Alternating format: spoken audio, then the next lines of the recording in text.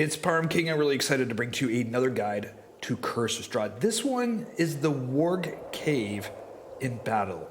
And no, it's not in Curse of Strahd, not part of the rules as written. This is an entire new location, new NPCs, new backstories. I wanted to flesh out the Wolf Den backstory a little bit, also weave in that Fey Quest more and Strahd, as well as give the players a potentially new ally against Strahd, as well as something different, a little surprise in here for you. But before I get started, a huge thank you and shout out to all my Patreon supporters. It is your support that allows me to make these detailed video guides, these PDF guides, and Foundry modules. That's right, everything you see here is in a detailed PDF guide. You don't have to take any notes. You can just download it, read it.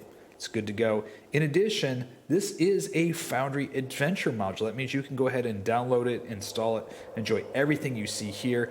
In here is a special thank you. All of the Foundry Patreon supporters, your names are in the credits in here. It's you that have helped make this happen. So huge shout out to every one of you.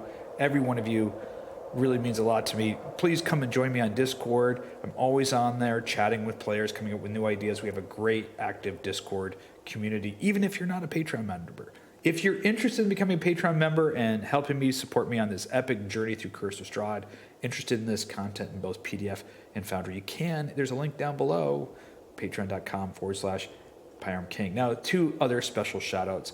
A huge, big special shout out to DM Andy. Now, you may know that DM Andy's making all this great battle maps for Curse of Strahd. He's been gracious enough to allow us to include them in our video guides, WebP versions of those. However, in this particular instance, DM Andy and I collaborated, and he made these maps specific for this Worg Cave and battle. And as a big shout out and thank you to his Patreon community, the PDF guide for this adventure is available also on DM Andy's Patreon page as a thank you to DM Andy and his Patreon supporters. So big thank you, DM Andy. Go check out this battle map over there. He also has it in snow conditions and in night conditions as well. Big thank you to DM Andy. And of course, Blair and Seampacker modules. Without Blair, this module, none of this would be happening. Blair's also been working on me on another big surprise coming out soon is Gothic 5e RPG rule set. I'm working on my own rule set for 5e for Gothic Horror and Curse of Strahd. Hopefully that will be coming out soon, both in PDF format and in Foundry. Big thank you to Blair again. So let's jump into this Worg Cave. We got two gorgeous battle maps. Really excited to show them to you here. But let's talk a little bit about the Worg and the Worg history. And this is important because it's going to give you some context and backstory. Before I get into the history of the Worg, I think it's important at this point for us in the timeline and everything that we've created to understand that there are three eras of the Valley of Barovia. And the Worg fit into all three of those, which is important to understand because it weaves in the werewolf story. It weaves in the Fey Quest. It weaves in Strahd and what's going on and the potential for them to be your allies. Now, first up, if we look at the history, the timeline of Barovia, you have the first era, which is known as the Time of the Ancients or the Time of the Fey. This is before the calendar. So long before all of this is happening, when the Barovia, the Valley of Barovia, was first settled by humans, little villages, it was ruled over by the Fey, the Mother Nature, if you will. The three Fey were Mother Nature. This was also the time that the Worg were living in Barovia. And it's also the time when the Dark Powers came to Barovia, and the Fey and the Druids worked together, building the Amber Temple and harnessing and imprisoning those dark powers. And one of those dark powers, when you visit the Amber Temple, you will learn one of the new dark powers is the dark power of lycanthropy. And it was lycanthropy at this time, during the time of the ancients, that created the first werewolves who were run out of the villages, who came under the protective custody and who helped raise them was the Worg. So we'll talk about that in a second. The second era of Barovia is the time of kings, or the time of the lords of Barovia. It's when the first kings, lords, and rulers came to Barovia. They walled off the cities of Kresk as well as Vallaki. They built the castle, the first castle on what's now Ravenloft, on the pillar of Ravenloft. The kings existed here for hundreds of years. They started worshiping the Morning Lord, and that was until the modern era, which is the time of the Dark Lord Strahd, or the time of the Mist, the times of the Shadow. Strahd came to the valley as a man with his armies, defeated the Lord, the Habsburg, the monarchy at the time, became a vampire, and ruled over Barovia for the last several hundred years. And so you have these three eras of Barovia, which are important to kind of understand the context of the Worg history, and the werewolves, which I'm going to cover now. So we got that. There's ancient times before the calendar. That's the time of the Fey and the first humans. We have the time of the lords and the kings. That's when the first calendar started, date 1, date 0, first kings, all the way up to Strahd, when Strahd took over. And now we're in 750. Strahd's been ruling for over 3 centuries here in Barovia. Times are dark indeed with the Dark Lord. So the Worg were in the valley in the time of the ancients, the time that I mentioned, long before man was here. And then when man first arrived in the ancient times, the Worg and man were at odds, and the Fey intervened. The Fey said, stop fighting among yourselves. And the Worg agreed to a pact with the Faves. The Worg would live north of Lake Zarovich, which now is Lake Zarovich in the mountains, and man would live south of that. And the men agreed not to go north, and the Worg agreed not to go south. If the men went wandering into Worg territory, well, Worg would probably dispatch them. And if Worg went down into man's territory, well, man would probably attack the Worg. And this peaceful existence went on for, nobody knows for sure, for centuries, and they forgot about each other. That was until the Dark Powers came to Barovia, and that's when we first saw the first werewolf emerge. The Dark Powers converted a human into a werewolf, and that human was exiled and ostracized from the village, wandering north of Lake Zarovich into the mountains and into the forest, where the Worg found this helpless, kind of lost werewolf, this human that was changing into a werewolf. So the Worg took them in. They showed the werewolf how to hunt, how to survive in the wilderness, how to live outside and away from the humans. Even showed the werewolves the taming ritual, how to tame that beast within them, to control their lycanthropy. The Worg looked at themselves as kind of the parents and the guardians of the werewolves. They became very, very close. Now, Worg do speak their own language, Worg, but they also speak common. So you have this relationship with this werewolf and Worg that went on for centuries, peacefully. And centuries had passed, and humans in Vallaki and Kresk had not seen a Worg and a werewolf. And it actually became the stories of myths, kind of stories that people would tell their children to scare their children at night. People actually thought they never existed because they'd been away for so long. Well, then the Great War came to Barovia. And the Great War is when Strahd arrived with his armies. And Strahd was human at the time. He during the Great War is when he becomes the vampire, beats the Habsburgs and Argynvost Holt and the Knights of the Silver Dragon, and takes over Barovia. And during that time, he learned about the werewolves and the Worg, and Strahd went to them to try to convince them to join his side, to take up his cause against the humans. Now, the Worg said, look, we've made a pact with the Fey. We don't get involved in human affairs. We don't pick sides. Think of the Worg as sort of like Switzerland. They live up in the mountains.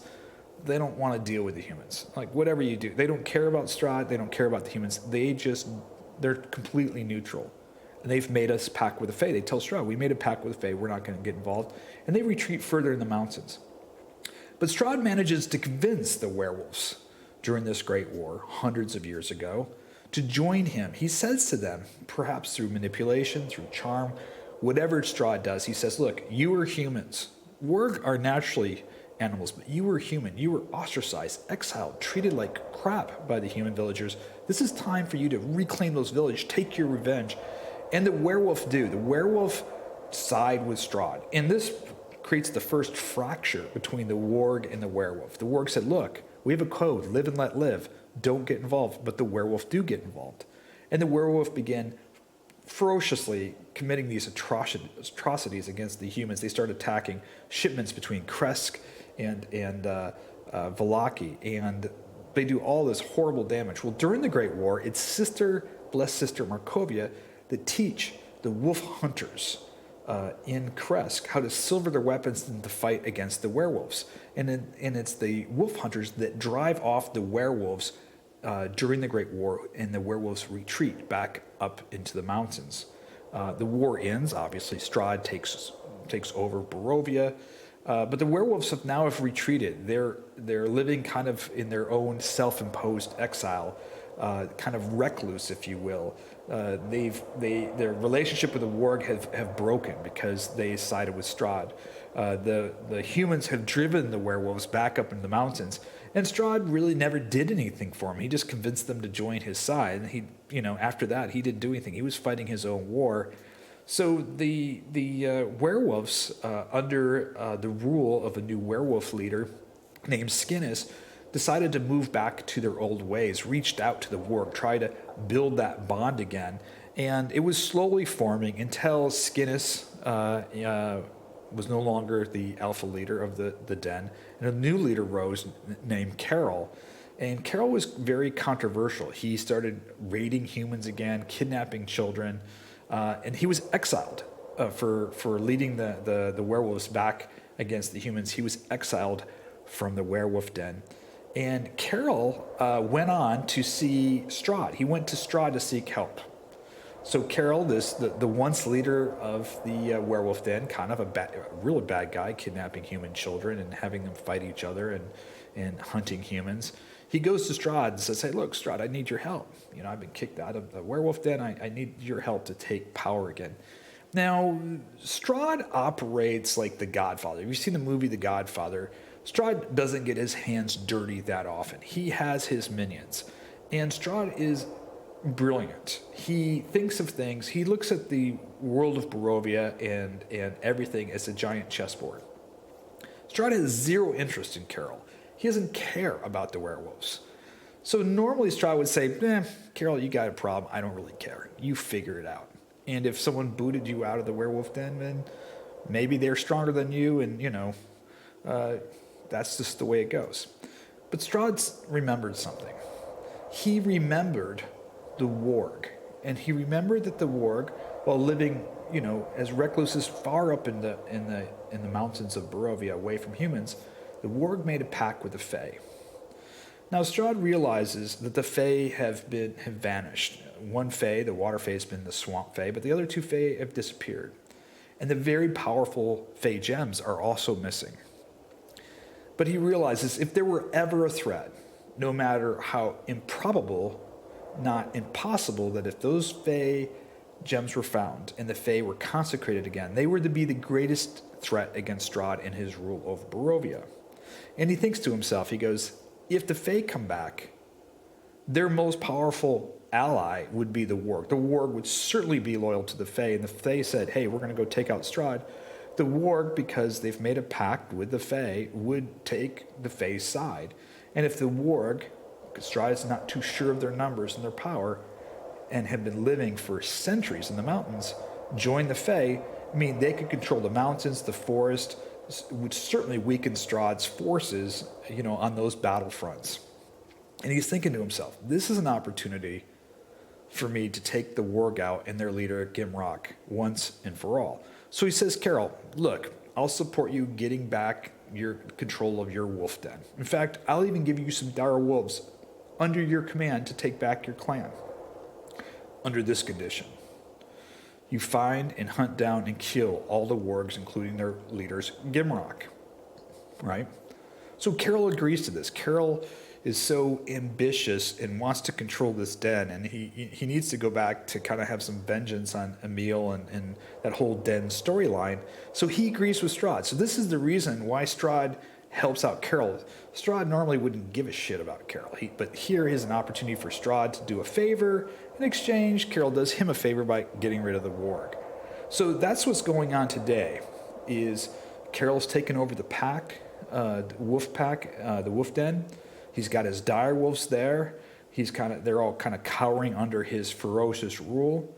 And he is now hunting down the Worg, finding their den, finding their location, and he's going to wipe them out, leading to the battle between the werewolves and the Worg.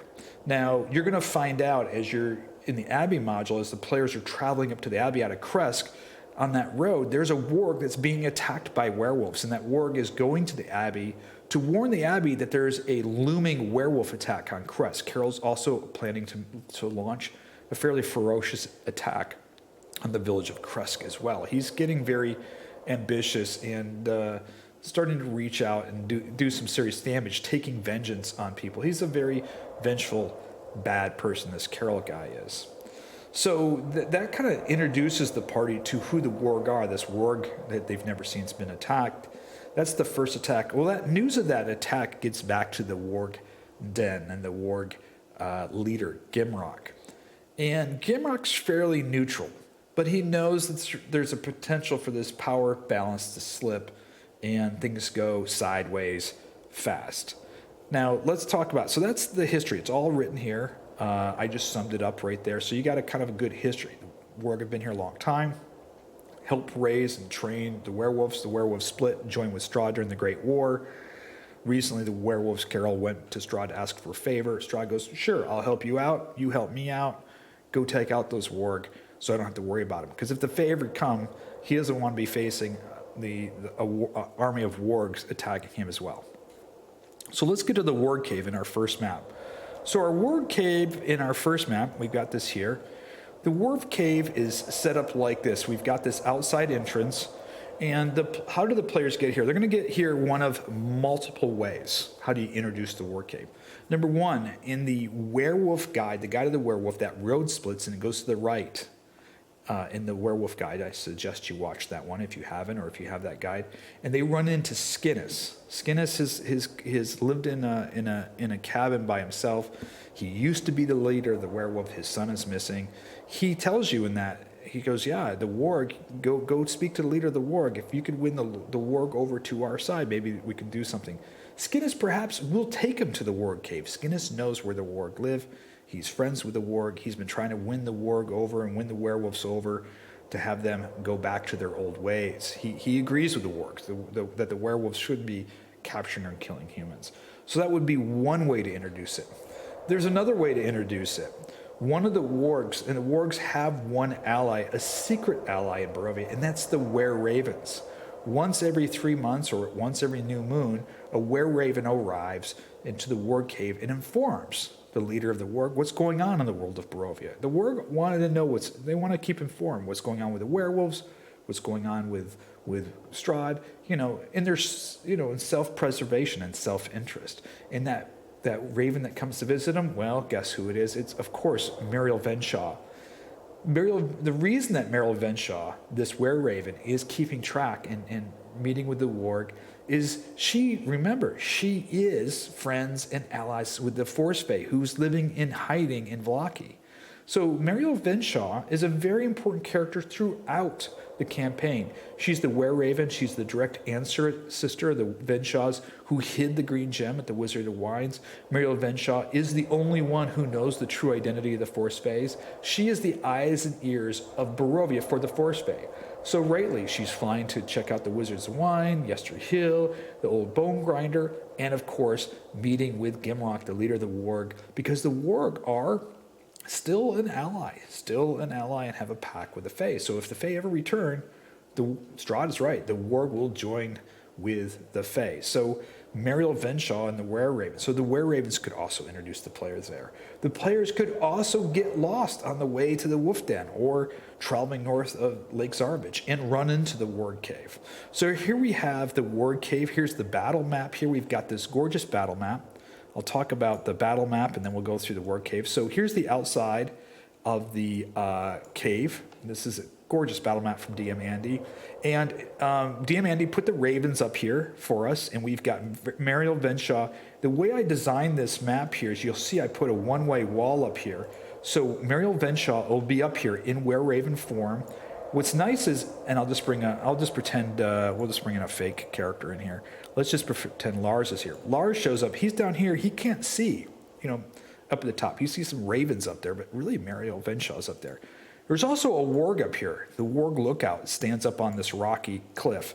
So as the players move up through here, they're going to be moving up towards this cave. Now what happens here, and the way you want to play this, if the players get up here, whether they get lost, whether they're led by Skinnis, whether they're led by Muriel Venshaw, whomever, the players are going to be surrounded by Worg.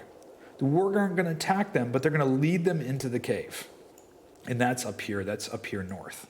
When they get into the cave here, again, you got this gorgeous big cave that Diamandi put together. Again, you got a Worg hiding up, up above on one of the cliffs that could jump down on the players. And they're going to meet with, there he is, there's Gimrock right there. Okay, so Gimrock's right here. I'm going to get rid of Lars for a second. So Gimrock's in the cave, and let's talk a little bit about the cave here. So Gimrock's in here, and this should be a really heavy role-playing moment. When you bring the Worg in and surround the players, you want to do one thing. You don't want the Worg to be threatening, but you want the Worg to know that you want the players to know that this is a battle they're just not going to win. So you surround them with enough Worg, and the Worg say, we want to take you to Gimrock, right? This is one of those things where if the players try to fight, it's going to be a deadly, deadly fight. Now, if they have Skinnis with them, or if the players want to start fighting, that would be an opportunity to have Muriel Venshaw in her Raven form fly down and tell the party, hey, Gimrock is an ally of the Keeper of the Feathers. It might be even one of those points, those pressure points, where Muriel Venshaw materializes into human form from a Wereraven, realizing that this situation's escalating. I need to de-escalate it. Hey, if we can win Gimrock over to our side, right, we'll have a powerful ally. Maybe she even spills the secret of the Keeper of the Feathers. So this would be, a moment for you to release the secret of the Keeper of the Feathers if this starts escalating with the Worg surrounding the players. The Worg are going to lead the players to Gimrock. And this should be a really heavy role-playing moment because this is going to lead into that battle. And here's some notes about running Gimrock. Gimrock is the leader of the Worg. And Gimrock's stat block is pretty impressive. He's got 120 hit points.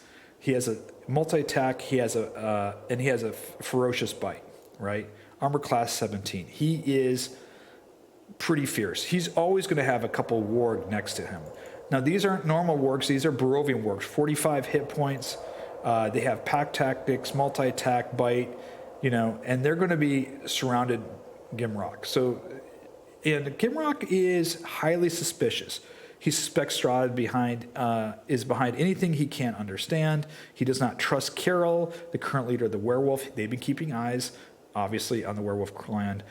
He does like Skinnis, but he feels Skinnis has lost his power over the clan. He's like, look, Skinnis, I agree with you, but you've been living alone in the cabin in the woods.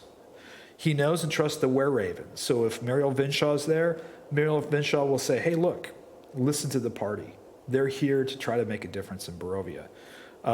He lives with a strict code, live and let live. If the party don't harm him, the party don't attack, he might let the party go.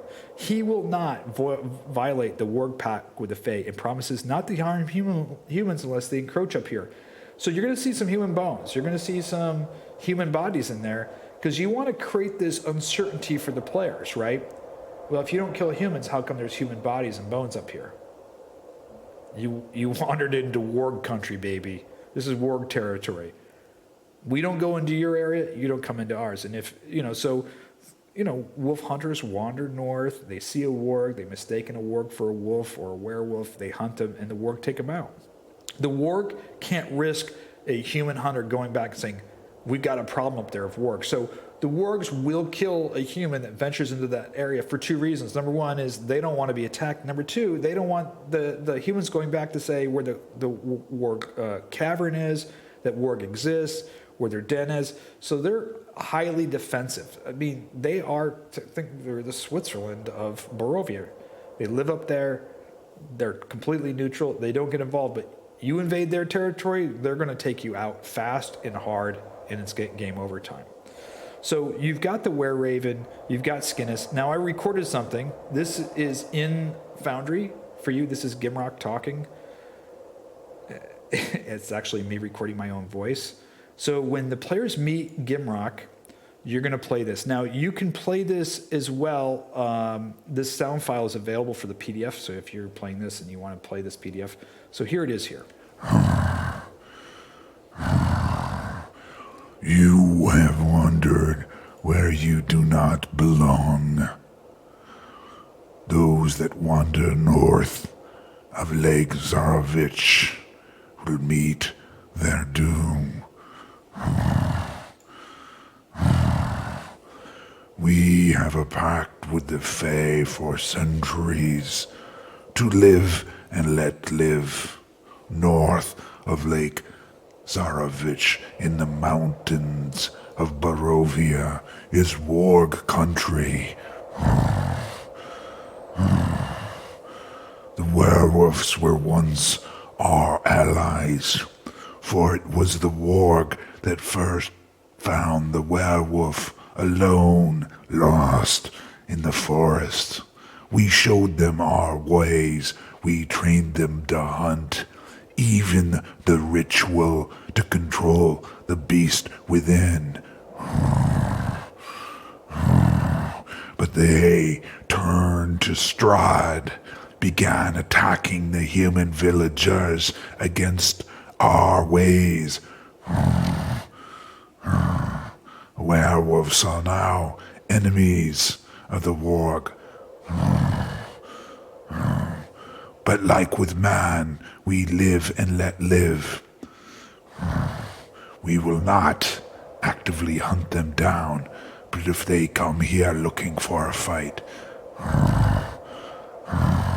the Worg will finish it.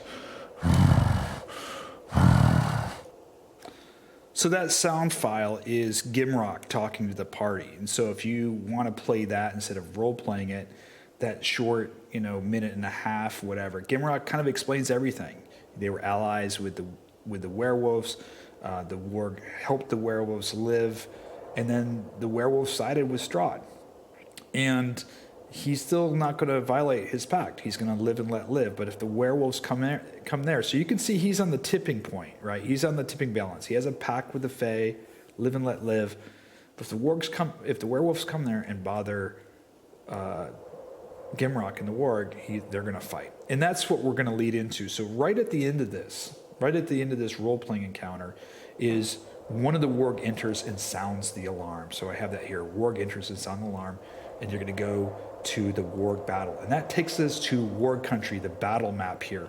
And I'm going to show you how we're going to do this. And this is kind of the fun special treat here, is when we get up here to do the battle map, we've got Gimrock up here at the very top, and we've got the Worg, and we've got some wolves, and then you've got Lars down here. He's got his werewolves, and he's got some dire wolves.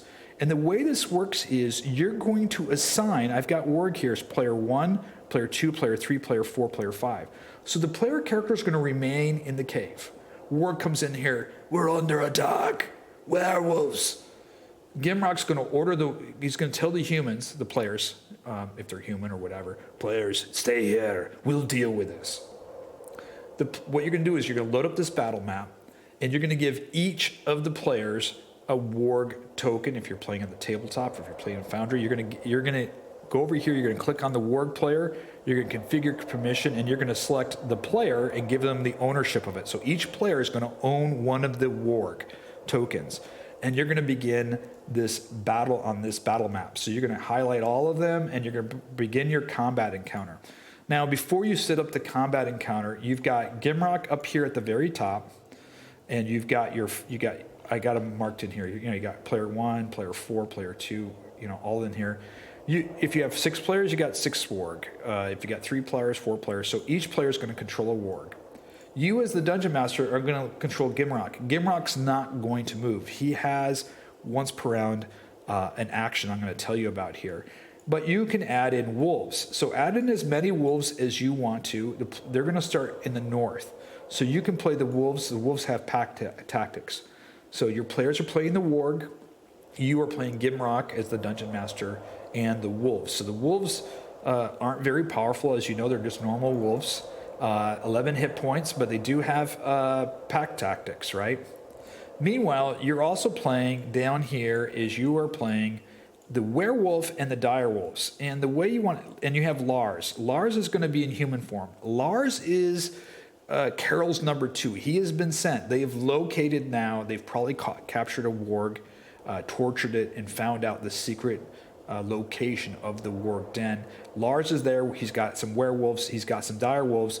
And we're going to get into an epic battle here. Now, what you want to do when you're doing the werewolf encounter with the Worg is you want to add, if you want to balance this out, you want to add one werewolf for each player Worg. They're about similar stats. The werewolf, you're running at 58. They have wolf bite, multi-attack in there. And your player Worgs have multi-attack with a bite and pack tactics. So you're going to have advantage on tactics. Now Lars does, only Lars, not the rest of the world, Lars does have advantage. He has pack tactics.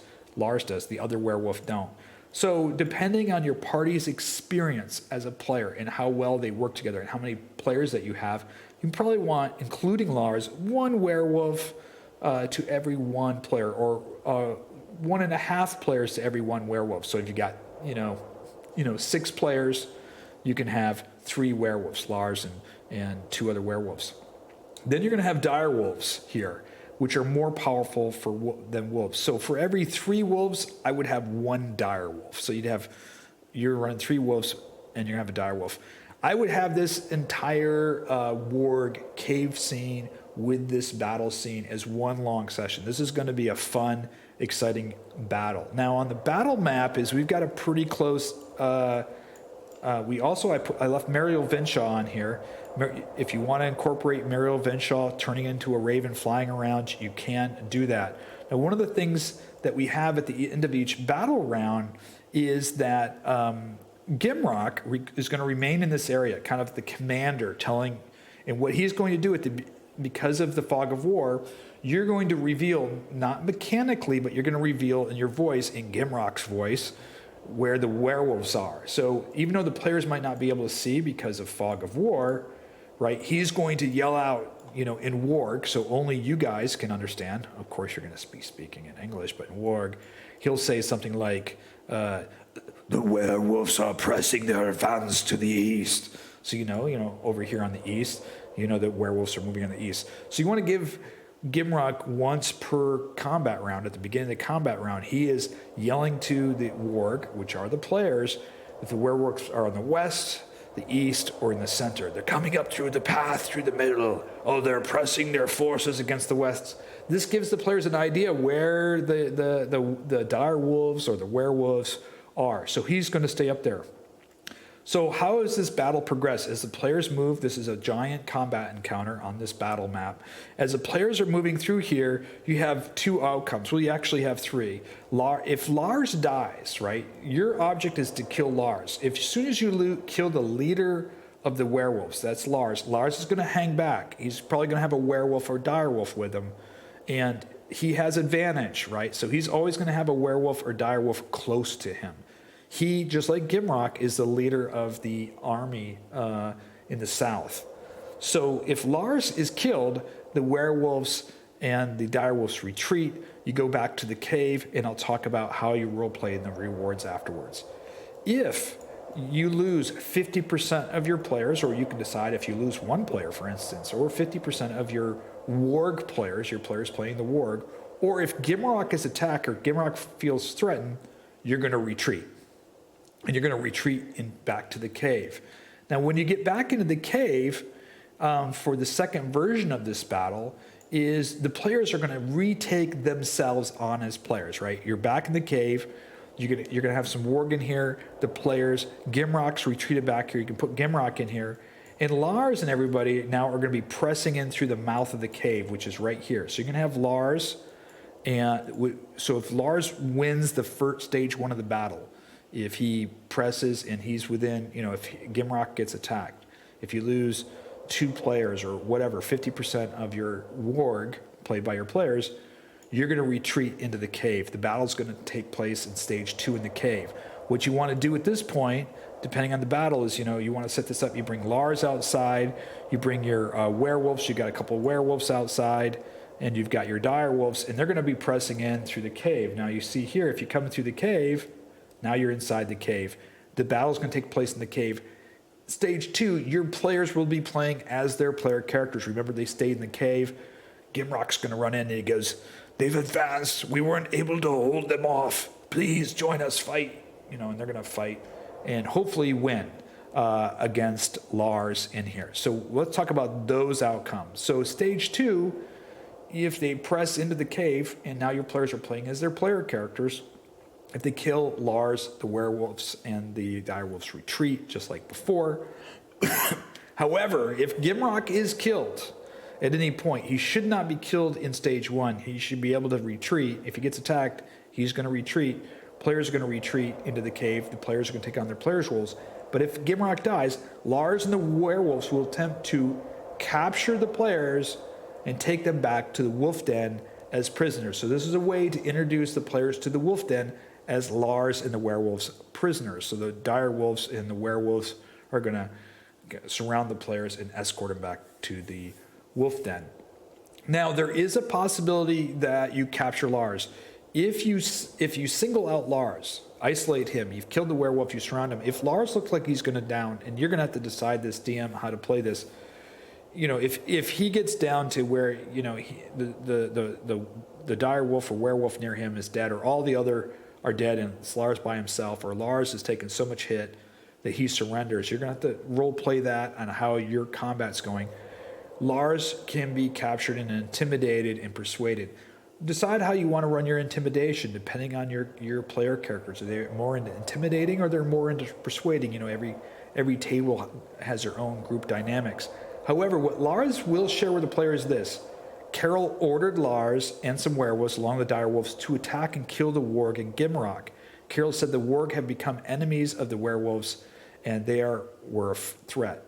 Lars does not know that Strahd ordered Carol to do this.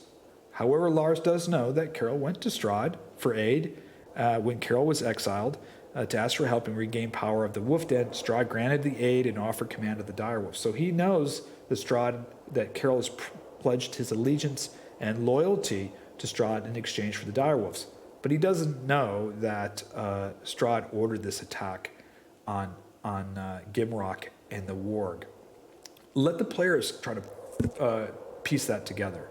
Lastly, Lars knows that Carol has returned to hunting and capturing human children and to increase the pack size for food. Carol's also raiding supply shipments between Kresk and Vlaki. So those are the 3 things that if they do capture Lars, they'll share. Now, if you win the battle up top and kill Lars and he escapes, or you capture Lars, or you do that in stage 2 of this battle in the cave, here are the rewards. Now, first of all, Gimrock will become allies of the party. He'll realize at this point he can't remain neutral because his cave has been attacked.